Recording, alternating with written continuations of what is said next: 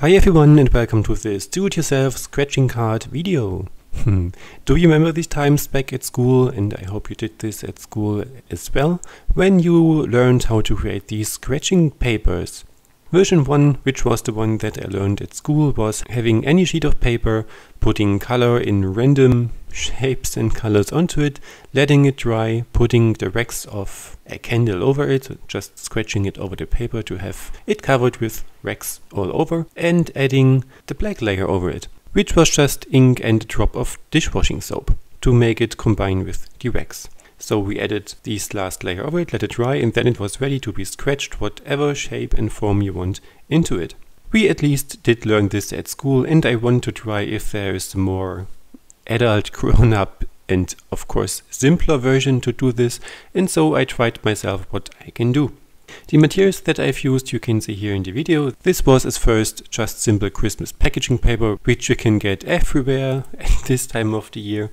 And I wanted to have some holographic look to it, so it should have a plastic sealed surface. So regular, just normal paper does not work for this technique, of course. What I also needed is some cardboard, a scissor, and of course the color that I wanted to use. And this, for my first attempt, was meant to be acrylic paints.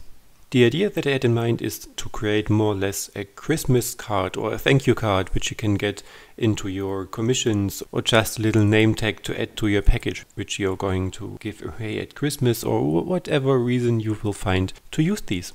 So I wanted to create some card, and I wanted to have a stiff background, so I decided for these cardboards, and once I had all the materials that I wanted to use, I just cut the paper in the size that I wanted it to have. Once the paper was cut, I glued it onto my cardboard, and therefore I used just a bit of thinned acrylic paint. You can of course just use some glue or whatever sticky material you have lying around, and I was deciding for the acrylic paint, as this was the closest thing that I could grab. So I thinned it down a bit and put it onto the cardboard. Once this was applied, as it is quite fast drying medium, I pushed it onto the paper. I put some heavy things onto it to dry it flat and to make everything stick together, and while the first one was drying, I did the same with the second color. And the second, this purplish pink one, is a bit of a difference, which I actually learned afterwards. This is not totally plastic covered, so more or less these dark ribbons are plastic as the golden one was, and the other stripes are more or less just paper, which I did not realize when I bought it, but I realized when I unpacked it. And so I was not sure if this will work after all. But I tried anyways and did the same with it. So after a couple of minutes everything was dried, and I cut my paper into some smaller sizes just to have something to test. And my first method that I wanted to try is just some acrylic paint to put over it. And as I know that the acrylic paint is creating some kind of leathery surface, I was not so sure if this will work after all. So I decided to add a drop of dishwasher soap into my acrylic paint. For the first attempt I did 50-50, mix it all together and put it over it. It covered the paper very well and I let it dry. In this point I realized that the purplish paper does react a bit differently, so in these areas where there was actually only paper, the paint instantly sucked into the paper and dried, and so I was quite sure that this will not work in the end. Once everything was dried, after half an hour or so, I just picked my scratching tool, and this was, well, a wooden stick in this case, and wanted to write something onto the card, and I realized that it was a bit disappointing. Because the paint does not really scratch as good as I wanted, it flaked off, and it was not a sharp line that I scratched. It was in a way not the effect that I expected it to have. And I only tried the golden one on camera. The pink one I tried as well off camera, but it did not work as well. I could scratch away the paint on the plastic-like surface, but on the paper surface everything stood as it was and I wasn't able to scratch it away, so I just put it out of the camera because this was not going to work.